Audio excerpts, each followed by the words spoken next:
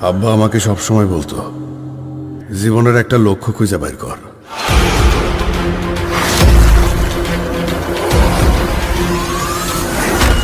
এখন বুঝতে পারতেছি জীবনের লক্ষ্য